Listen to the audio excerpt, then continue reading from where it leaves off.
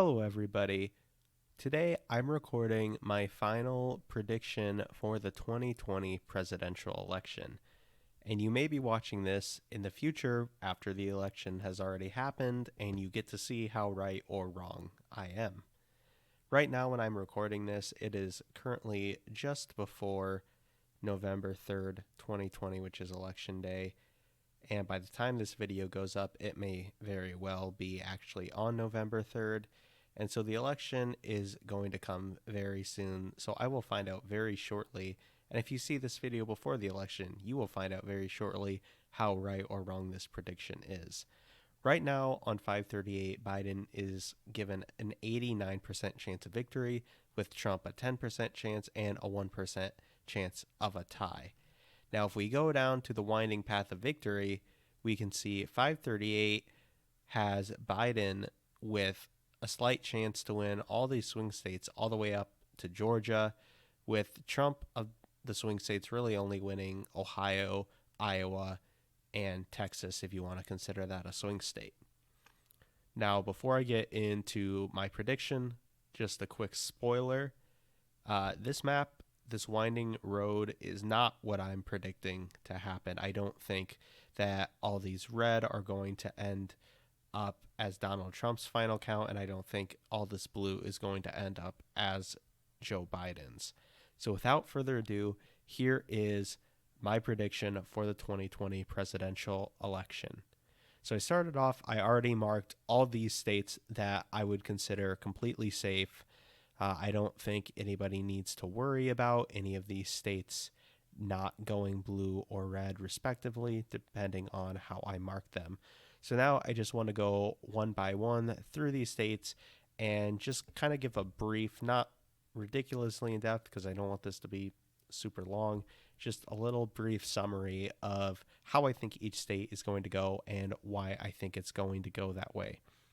We can go ahead and start with Nevada. And I'm going to go ahead and give this state to Joe Biden. And there's a couple of reasons why. First of all, this is a state that went to Hillary Clinton in 2016. And I believe that Joe Biden is a stronger candidate and going to overall do better than Hillary Clinton. So if she won a state in 2016, I think that that bodes well for Biden. Also, if you know who John Ralston is, or if you don't know who he is, you can go ahead and look him up. He is a very well renowned political analyst and reporter who has delved deeply into the early vote counts in Nevada, and he is projecting around a +4 Biden victory right now. And he's been right in several previous elections with his projections, so I take that into stock, a pretty high amount. And so I'm going to go ahead and give those 6 electoral votes to Joe Biden. Now, moving on to New Hampshire, we can go ahead and do that one next. That's one of the other swing states that went to Hillary Clinton in 2016 that I'm also going to give to Joe Biden. Reason being that Hillary Clinton won this in 2016, and I think, again, Biden's a stronger candidate, so that bodes well with him. It's also demographically the type of state that would appeal to Joe Biden voters. And so I think I don't really see where he would have an especial weakness here and why Trump would have any reason to necessarily pick this state up. If he would pick it up, I think it would be because he's vastly outperforming his projections in states all over the country, not just New Hampshire. Moving on, now that we've done a couple of the Biden states, I want to talk about a couple of states that I actually think are going to go to Donald Trump. First being Ohio, and that's a pretty big one with 18 electoral votes. Now, this state went to Trump pretty handily in 2016, even though it was considered a swing state at the time, albeit a red-leaning swing state, perhaps. And I just think that this is the type of state demographically that this is pretty much Trump's base of the swing states. It's a very rural population. You know, there are cities there, but there's tons of rural areas in Ohio too. Lots of working class areas. And overall, this is a state that is trending red. So I do think it's going to go to Donald Trump again in 2020. Similarly to Ohio, though to a little bit of a lesser extent, I'm going to go ahead and give Iowa to Donald Trump. Now, Trump might have gotten one of his best polls of the cycle just a few days ago in the Des Moines Register-Seltzer poll that came out that projected Trump with a +7 victory. I don't think Trump is going to win Iowa by +7. I think it's going to be closer than that, but I do think Trump is ultimately going to take Iowa, and that's two very similar reasons. As Ohio, it's a trending red state. Demographically, it is in pretty good hands for Trump. I think it'll be closer than Ohio, but I still think he takes it without too much trouble. So now let's go ahead and go to Nebraska's 2nd district, which I'm going to not give the entire state of Nebraska to Biden because that would be ridiculous. Just going to give the 2nd district to Biden. Reason being, and this might actually be one of the likeliest places to flip from Trump to Biden, if not the likeliest. And this is just pretty much Biden's demographic bread and butter. It has a lot of college educated, a lot of suburban, a lot of kind of upper middle class voters that are swinging hard from Trump towards Biden. We've seen that pretty consistently throughout this cycle. So if there's one place that's going to flip, it's going to be Nebraska's 2nd district. Now, this is only one electoral vote, so in the grand scheme of things, it might not seem like it matters that much. However, there are scenarios where if it would otherwise be a 269 to 269 electoral college vote tie, this one extra vote to Biden could break that tie. So there's a small chance it actually could come into play here. Moving on to Michigan, I'm going to go ahead and give that to Joe Biden. And the reason here I'm going to go ahead and give that to him is because of the 3 Rust Belt states that Trump flipped in 2016, those being Michigan, Wisconsin, and Pennsylvania. So far, I think Michigan is the most likely to go ahead and flip back to Joe Biden. It's overall just the most blue of these states, and demographically, it's most in favor of Joe Biden. If you look at the polls, he's generally been doing the best in Michigan, and there aren't really that big of a sign that Trump might be able to stage another surprise victory here. Not saying it couldn't happen, but I do find it unlikely.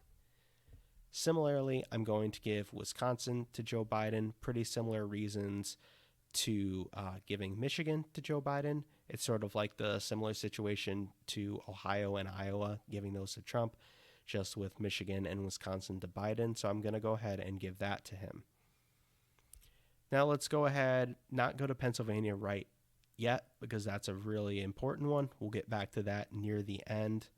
One thing I didn't do, I can go ahead and give Maine to Biden, but we're actually going to give the 2nd district to, and some people might disagree with that, and that might be one of the more interesting things I have, because a lot of people think that might go to Trump, but some polls, most polls actually, have had Biden up by a few percent, and I do think even if this is an area that could stay with Trump in 2020,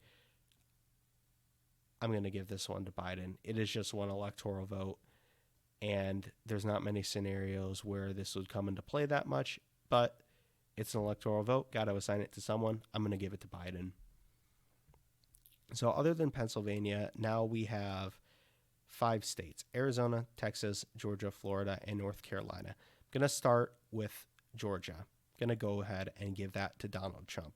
Now, I do think this is going to be a very close state this cycle, if not one of the closest states.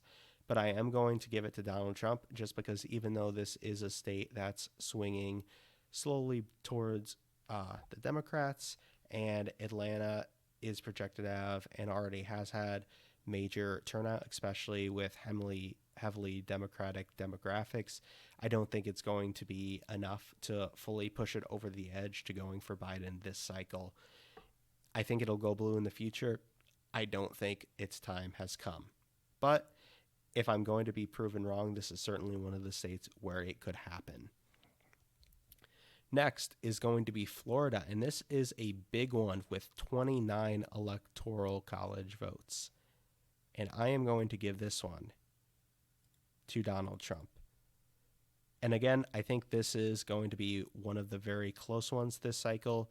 Over the past many elections, over the past few decades, this has been by far the closest state in the entire country, and I think it's going to be very close again.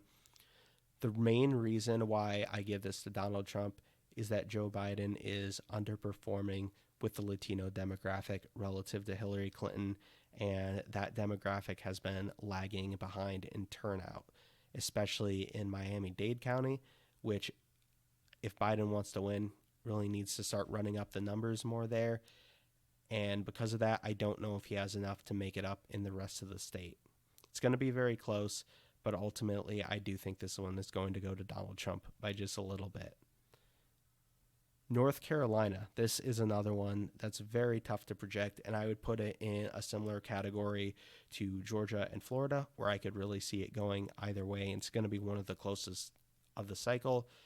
This one, I'm going to actually give to Joe Biden. This is a state that, even though it's generally regarded as more of a lean red state, it definitely has the potential to go blue. It voted for Barack Obama in 2008, and I think there's the potential here for it to go blue again in 2020. We've seen a lot of enthusiasm out of North Carolina with early voting, a lot of favorable demographics to Biden voting, and I think he might just have enough in the tank to pull it out in North Carolina. So I'm going to give it and its 15 electoral votes to Joe Biden. So with that, you can see that actually pulls him over the line to 275. So with that, I do project that Joe Biden will win the presidency. However, we still have these 3 states to go, so let's go ahead and figure those out. Texas. There's a lot of people that want Texas to turn blue. In the past, it's been regarded as a pretty safe red state, but it doesn't seem like it is anymore. So, is this the year Texas can finally flip blue? In my opinion, no. I do think that Joe Biden has an outside chance of winning Texas, but it's just that, an outside chance. This has still been the state that's been a pretty reliable red state over the past several decades, even with Beto O'Rourke running a pretty strong campaign in 2018 against Ted Cruz. He still couldn't pull it off. He still lost by a few points. And I think it's going to be close in Texas, don't get me wrong. And I do think Biden has an outside chance. Turnout has been astronomical in Texas. They have already, with early voting, broke their 2016 total turnout. And so if Joe Biden does win, it's because of astronomical turnout. But I do think Trump is also going to get some additional voters as well. They're both going to get additional voters. And even if Biden gets more of them, I don't think it's enough given Texas's history for it to flip this cycle. In the future, with it shifting blue, I do think Texas is eventually going to be blue. This time, no. Arizona. I'm going to go ahead and give Arizona to Joe Biden. Reason being a few things. One is that this is another state that's been shifting steadily to the left. Also, you have to remember that this is John McCain's state. Donald Trump and John McCain, to put it lightly, didn't always get along when John McCain was still alive. And I do think there's a lot of John McCain fans in the state of Arizona that they might have a higher Never Trump coalition there. It's a very favorable demographic state to Joe Biden. It's a very, Phoenix is a huge metropolitan area. There's not really a whole ton of rural population. So the demographics are more favorable to Joe Biden in Arizona. And finally, Mark Kelly is a very strong candidate in the Senate. Normally, we might talk about presidential candidates helping their down ballot Senate and House of Representative counterparts. In this case, we might actually see a little bit of an opposite effect where people come out to the polls for Mark Kelly, end up voting for Joe Biden anyways. I think this is going to be a narrow state, this election cycle, but I do think it's going to be a narrow Biden win. Finally, we have the state of Pennsylvania, generally considered the most important state this cycle and the tipping point state. And I'm going to give the state of Pennsylvania to Joe Biden.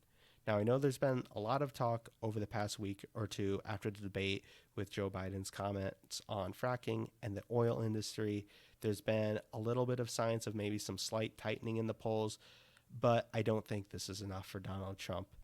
Right now, Joe Biden has still a pretty decent margin in the polls of around upper 4, like 5%, maybe even 6%, depending on what poll aggregator you're using and how you're looking at the polls.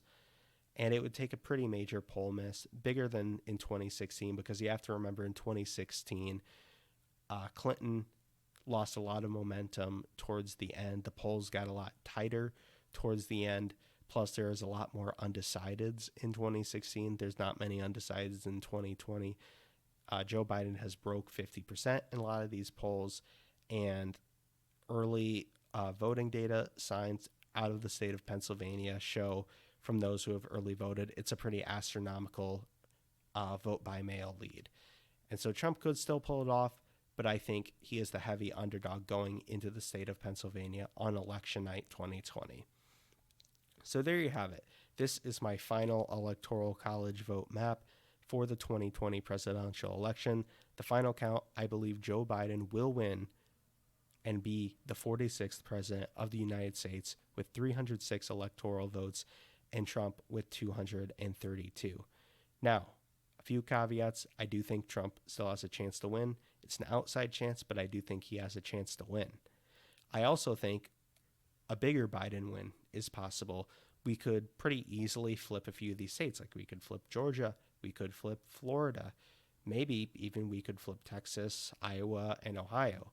Conversely, to Trump, we could flip Arizona, North Carolina, Pennsylvania, Michigan, Wisconsin, maybe even Nevada and New Hampshire. So there's a lot that could change here, and this certainly isn't a prediction that I'm 100% confident in. There's really no way to know for sure how things are going to play out, but right now, this is what I think is the most likely scenario. So if you enjoyed the video, be sure to subscribe to my channel. While this may be the end of this election cycle, I certainly plan on getting involved and doing more analysis of elections in the future.